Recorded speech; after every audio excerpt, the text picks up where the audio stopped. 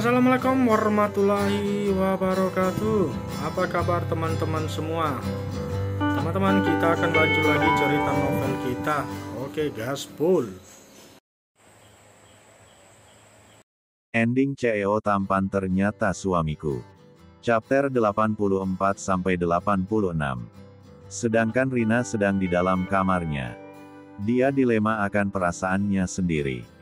Dia bingung kenapa sekarang menjadi selalu memikirkan duda itu. Juga tidak pernah berhenti mengingat kata-katanya, yang mengungkapkan perasaannya dan juga tidak ingin berpacaran atau pendekatan seperti remaja. Bisa-bisa gue gila mikirin ini terus, gerutu Rina sambil mengacak-ngacak rambutnya hingga sangat berantakan. Gue harus bisa lupain kejadian itu. Gue bisa. Lu pasti bisa Rina. Bisa. Ucapnya menyemangati dirinya sendiri. Tapi kenapa tidak bisa hilang sih semua kata-katanya yang membuat kepalaku sakit. Hiks. Hiks. Hiks. Gumam Rina sambil menangis dan juga mengacak-ngacak rambutnya hingga sangat berantakan seperti orang waras. Setelah mengacak-ngacak rambutnya dan akhirnya tertidur, karena lelah menyalahkan diri sendiri karena tidak langsung menerima permintaan menikah dari Rudy. Tak jauh berbeda dengan Rina, Rudy juga sama. Dia tidak bisa tidur dan selalu memikirkan Rina, dia tidak tahu harus berbuat apa nanti jika bertemu dan berhadapan dengan Rina nantinya. Sudahlah, gimana nanti saja. Benar yang dia katakan, jika memang berjodoh pasti akan bersatu atau dipertemukan, gumam Rudy saat dia menginginkan ucapan Rina tadi siang padanya. Rudy langsung memejamkan matanya karena sudah sangat mengantuk, apalagi sebelum bertemu dengan Rina. Rudy banyak sekali kerjaan dan pasti sangat lelah sekali. Keesokan harinya seperti biasa Rina akan bangun pagi dan pergi untuk kerja. Dia harus segera pergi kerja untuk masa depannya nanti. Entahlah dengan siapa masa depannya nanti. Saat sedang berjalan dia bertemu dengan Devon. Rupanya dia belum pulang, mungkin tidak diizinkan untuk pulang cepat. Apa lu lihat-lihat? Ucap Rina ketus. Lu salah minum obat ya? Pagi-pagi sudah kayak ayam sawan, ucap Devon tak kalah sengitnya. Apa lu bilang? Lu belum kapok rupanya gue bikin bonyok kayak ini. Mau nambah? Kebetulan gue memang lagi butuh samsak hidup buat nyalurin emosi gue, ucap Rina yang sengaja menyingsingkan lengan kemejanya. Lu mau hajar gue lagi? Kagak, kagak. Gue nggak sudi jika wajah ganteng gue ternodai lagi oleh tangan kagak bertanggung jawab lu, ucap Devon yang langsung masuk ke dalam rumah mertuanya. Dasar Barci. Baru segitu saja sudah kabur, gumam Rina yang langsung pergi dari depan rumah ibunya Lulu. Sedangkan Rudy yang melihat itu semua hanya menggelengkan kepalanya, melihat tingkah Rina yang seperti preman meminta bayaran. Tapi entah kenapa dia semakin mengaguminya dan malah sangat mencintainya. Jangan tanya alasannya apa. Yang jelas dia sudah menaruh hatinya terlalu dalam pada Rina. Kenapa jika dia sedang bersikap seperti itu terlihat sangat cantik dan menggemaskan? Apa ada yang salah dengan penglihatanku? Ah, aku bisa gila jika seperti ini terus, gumam Rudy dan akhirnya dia berangkat kerja juga. Sedang Rina sudah berada di pabrik dan sedang dipanggil oleh kepala pabrik untuk menghadap ke arahnya. Ternyata bukan dirinya saja yang dipanggil, Sinta dan Siva juga sama. Lu berdua juga dipanggil? Tanya Rina yang baru sampai depan ruangan kepala pabrik. Iya, lu sendiri. Tanya Sinta yang melihat Rina datang ke arah mereka berdua. Kira-kira ada apa sih? Jam kerja kayak gini dipanggil, tanya Rina pada Sinta dan Siva. Gue dengar yang dipanggil dapat mutasi ke kantor pusat, jawab Siva dan diangguki oleh Sinta. Beneran? Tapi gue kan belum wisuda, gimana bisa gue ninggalin cita-cita gue coba, tanya Rina tiba-tiba lesu. Tumben seorang Rina Adisti murung kayak gini. Nggak kayak biasanya. Tanya Sinta menatap Rina yang tertunduk lesu. Saat akan menjawab pertanyaan kedua temannya mereka bertiga dipanggil untuk segera masuk ke dalam ruangan kepala pabrik. Selamat pagi. Rina, Sinta dan Siva. Kalian tahu kenapa kalian dipanggil untuk datang kemari? Tanya kepala pabrik pada ketiganya. Tidak Pak, jawab mereka bertiga serempak. Saya mendapatkan pemberitahuan dari kantor pusat. Jika di sana sedang membutuhkan sekretaris dan dia di bagian keuangan. Karena di antara yang lainnya hanya kalian bertiga yang memiliki kemampuan yang saya sebutkan tadi pada kalian. Jadi kalian diperbolehkan untuk bersiap untuk segera pergi ke kantor pusat secepatnya, ucap kepala pabrik dengan sangat tegas. Tapi Pak, maaf sebelumnya jika saya menyela ucapan Bapak. Saya sedang menunggu acara wisuda saya Pak, jika saya pergi sekarang bagaimana dengan kelulusan saya Pak? Tanya Rina memberanikan diri untuk bertanya. Saya kan tadi bilang jika kalian bertiga bersiap untuk langsung pergi ke sana. Saya bilang persiapkan diri kalian masing-masing, karena kalian bertiga yang terpilih dari puluhan bahkan ratusan karyawan pabrik ini. Jadi bukan untuk pergi sekarang, sudah jelas. Tanya kepala pabrik tersebut. Terima kasih Pak, jika begitu kami pamit. Selamat pagi Pak, ucap Siva yang langsung menarik kedua temannya yang tiba-tiba menjadi tilalit. Kalian berdua kenapa? Kenapa jadi terlihat seperti orang bodoh seperti ini sih? Kalian akan mendapatkan jabatan dengan gaji tinggi dan juga mendapatkan fasilitas yang memadai nanti.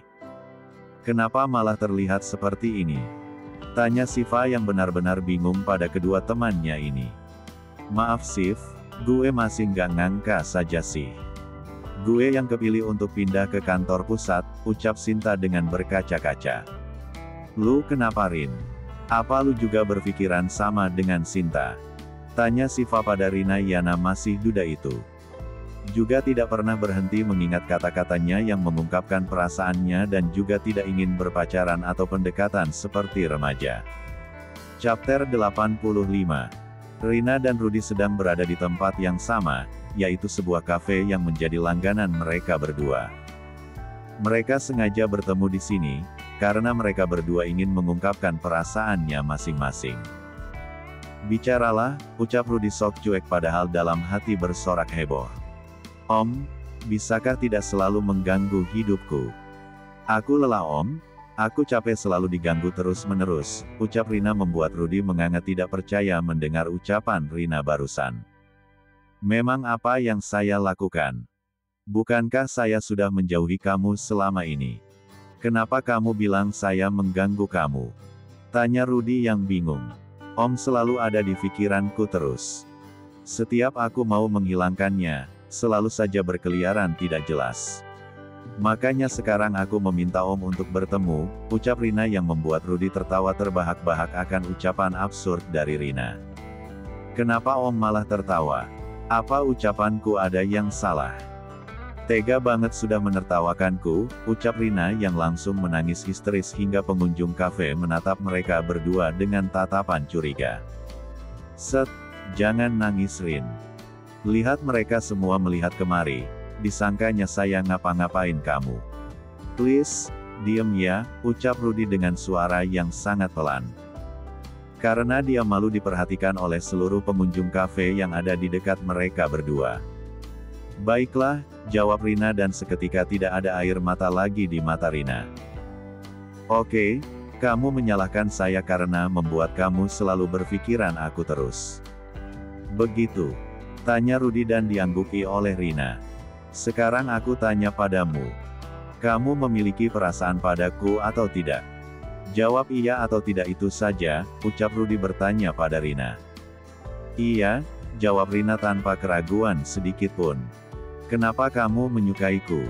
Tanya Rudy lagi. Aku juga tidak tahu, jika aku tahu aku tidak akan pernah mau bertemu denganmu lagi, jawab Rina dengan memanyunkan bibirnya. Oke, aku tanya sekali lagi kamu jawab jujur. Kamu mau menikah denganku atau tidak? Tanya Rudy yang jantungnya sudah berdetak sangat kencang ingin mendengarkan jawaban dari Rina. Iya, makanya aku datang kemari untuk mengantarkan itu. Aku benar-benar sangat tersiksa selama ini dengan tidak bertemu dengan Om. Aku benar-benar sangat frustasi dengan keadaan seperti ini. Aku ingin mengakhiri semua ini, aku mau menikah dengan Om, ucap Rina dengan panjang lebar dan juga penuh dengan ketegasan. Benarkah? Kamu benar-benar menerima saya? Tanya Rudy memastikan pendengarannya tidak salah. Iya. Tapi awas saja jika Om hanya main-main saja padaku. Bukan hanya akan seperti si Teflon, tapi lebih parah dari itu. Ucap Rina penuh dengan ancaman. Iya, aku benar-benar serius padamu Rin. Buat apa aku berbohong pada kamu? Tidak akan ada untungnya bukan? Besok kedua orang tuaku akan datang kemari untuk langsung melamar kamu. Jadi kamu jangan khawatir jika aku berbondong, jawab Rudy dengan senyuman yang tidak pernah pudar dari bibirnya. Oke, aku tunggu. Tapi, kedua orang tua Om tidak galak kan? Tanya Rina dengan konyolnya. Galak sih tidak, cuman sering menelan orang bulat-bulat, jawab Rudy menakut-nakuti Rina. Ish, memangnya aku ini apa ditelan bulat-bulat, gerutu Rina sambil memanyunkan bibirnya. Mulai sekarang jangan pernah memanggilku Om lagi. Karena aku bukan Om-Om, tegas Rudy pada Rina yang selalu saja memanggilnya dengan sebutan Om. Baiklah, aku akan memanggilmu Pak. Bagaimana, setuju? Tanya Rina dengan menahan tawanya supaya tidak pecah. Itu malah lebih parah. Yang lain, jangan keduanya, ucap Rudy lagi. Aku tidak peduli dengan nama panggilan. Itu semua hanya kiasan saja, so mau memanggil apapun asal nyaman saja. Bagaimana? Tanya Rina sambil menatap wajah Rudy yang juga menatapnya. Sedangkan di tempat yang lain, Danu dan Soraya sedang menunggu kehadiran baby girl yang sebentar lagi akan lahir. Mereka berdua sangat antusias menyambut kedatangannya. Begitu juga dengan baby Al juga Mama Rena dan Papa Wijaya. Mereka benar-benar sangat menginginkannya. Apa kata dokter sayang? Tanya Mama Rena pada Soraya yang baru saja pulang dari memeriksakan kandungannya. Alhamdulillah semuanya baik Ma. Dan sekarang kan usia kandungan Sora sudah memasuki bulan kelahirannya. Jadi kata dokter Sora harus banyak bergerak dan berjalan, supaya kakinya tidak terlalu bengkak seperti ini, jelas Soraya pada Mama Rena. Benar juga, kaki kamu sangat bengkak dari kehamilan kamu sebelumnya. Tapi tidak masalah kan?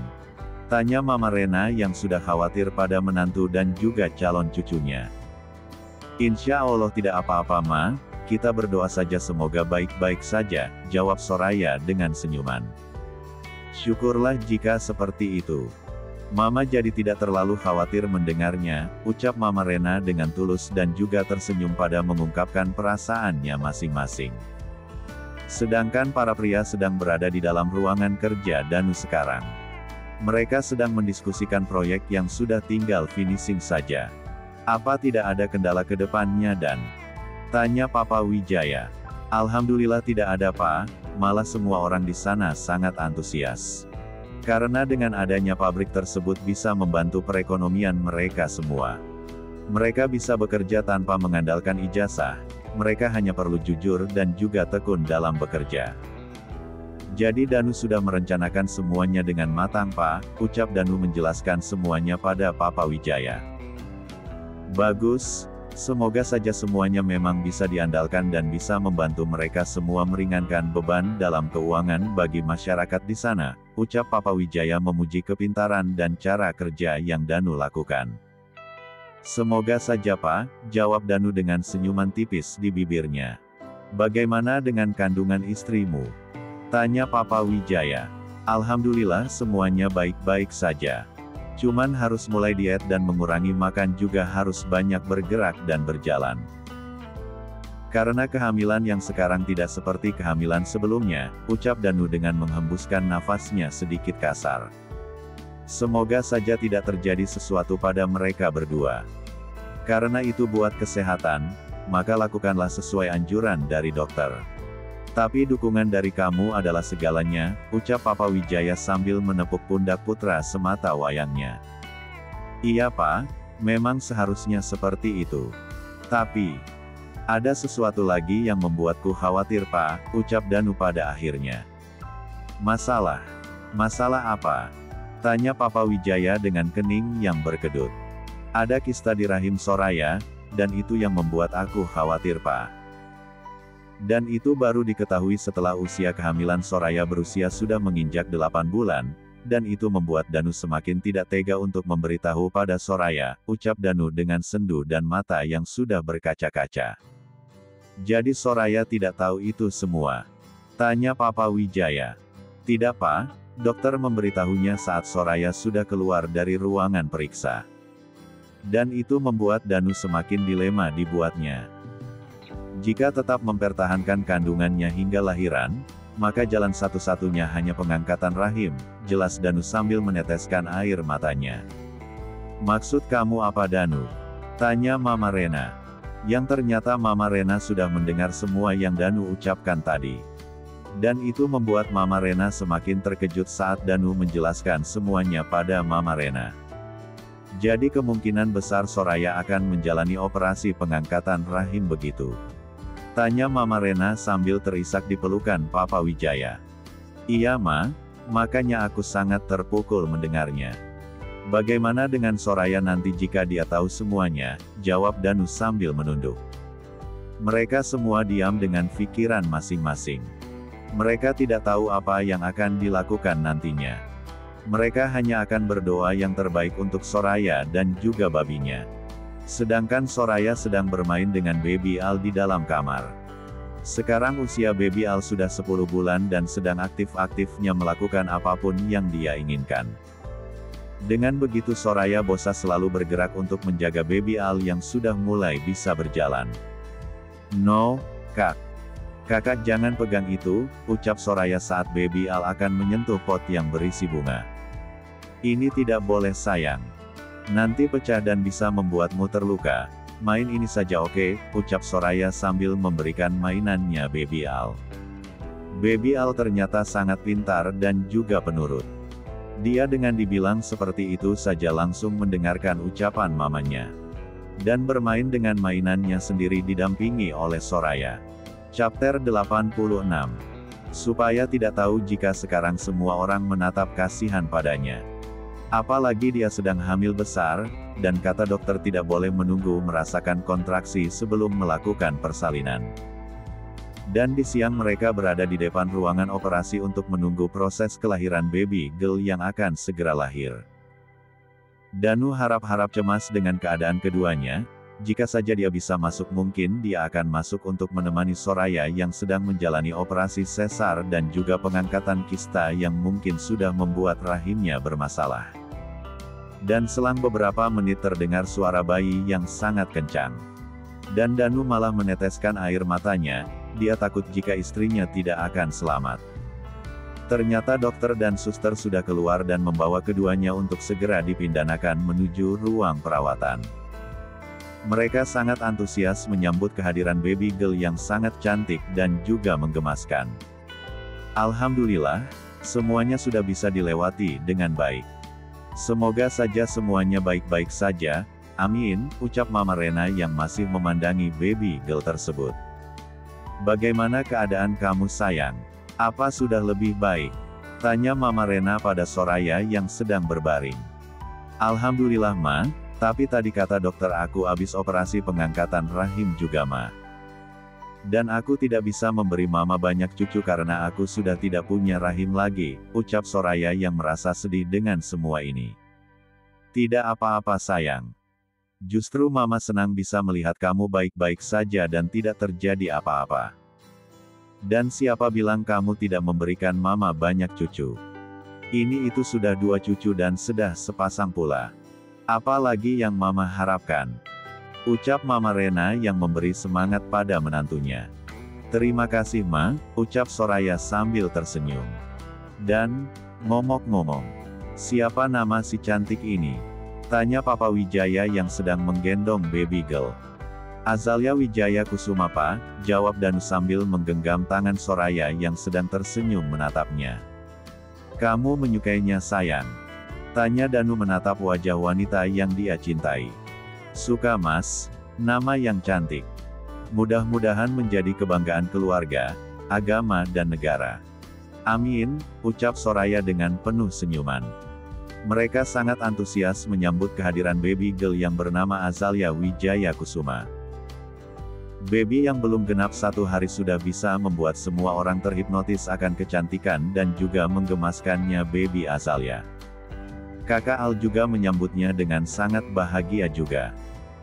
Baby Al terus saja memandangi adiknya tidak berkedip, bahkan sesekali menciuminya dengan gemas sehingga membuat baby Az membuka matanya dan memejamkannya kembali. 5 tahun berlalu begitu cepat. Sekarang usia baby Al dan baby Az sudah 6 dan 5 tahun. Mereka berdua sudah seperti anak kembar, karena usia mereka hanya berbeda beberapa bulan saja. Dan sudah terlihat sejak dini jika Alkana mirip sekali dengan sangat papa. Dia lebih pendiam dan juga tidak suka berbicara pada orang asing. Berbeda dengan Azalea yang ceria dan juga suka membuat ulah. Dia selalu ceroboh dalam melakukan segala hal. Dia tidak bisa diam, dan juga selalu mengganggu kakaknya yang sedang bermain atau sedang belajar sekalipun. Tapi jangan salah, walau selalu ceroboh dia selalu menduduki peringkat pertama, terus di kelasnya dan menjadi peringkat kedua umum setelah sang kakak. Aza, jangan main di situ. Nanti kamu jatuh, ucap Soraya yang sedang menemani Azalea bermain. Tidak akan ma, Aza akan hati-hati, ucapnya sambil teriak dan terus memanjat pohon jambu yang berada di belakang rumah mereka. Iya, sudah. Ingat ya, harus berhati-hati, ucap Mama Soraya yang sedang menatap ke arah Azalea yang sedang memanjat.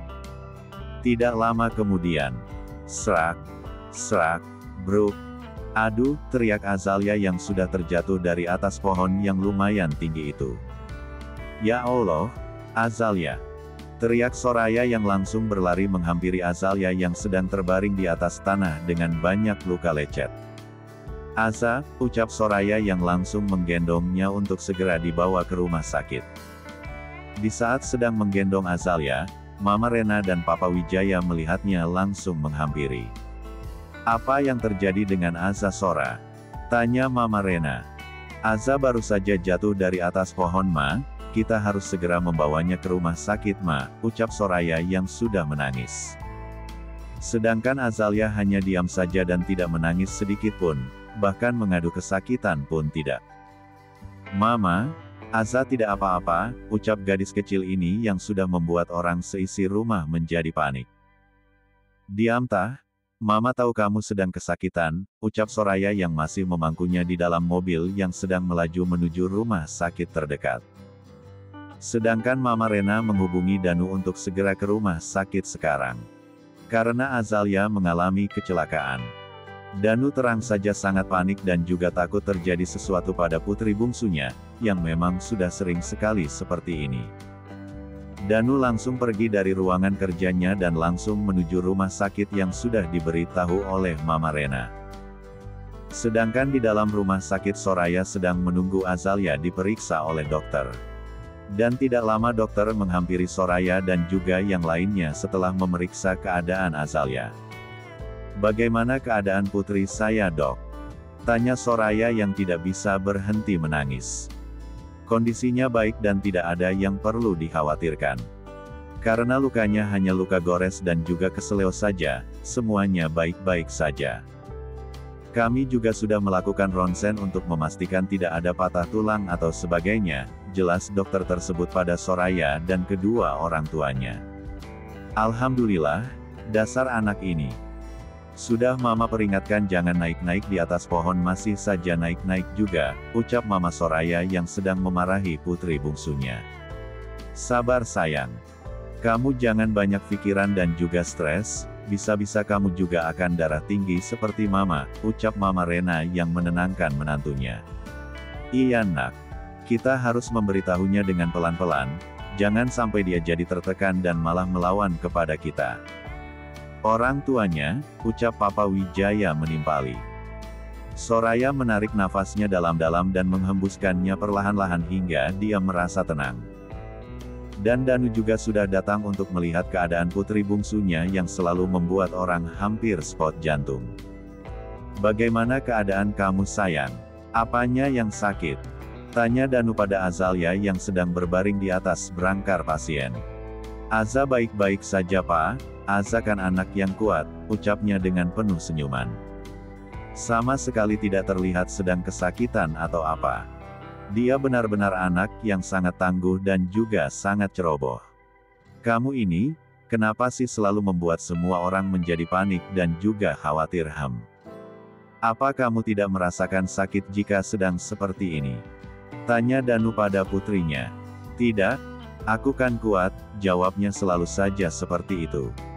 Sedangkan Alkana dia hanya memandangi adiknya, dengan menggeleng-gelengkan kepalanya melihat tingkah adiknya yang memang sangat di luar nalar. Kamu ini anak perempuan Aza, kamu tidak boleh bertingkah seperti anak laki-laki. Kakak Al saja tidak seperti kamu, masa kamu yang perempuan tidak bisa diam, ucap Danu memberitahu putri bungsunya ini yang selalu membuat masalah. Kakak kan memang penakut Pak, makanya dia tidak pernah mau memanjat pohon, ucapnya malah mencibir sang kakak yang tidak urakan seperti dirinya. Dan begitulah keluarga Danu dan Soraya. Mereka berdua sudah bahagia dan juga sudah dikaruniai sepasang anak laki-laki dan perempuan. Tamat. Sampai jumpa di cerita novel selanjutnya.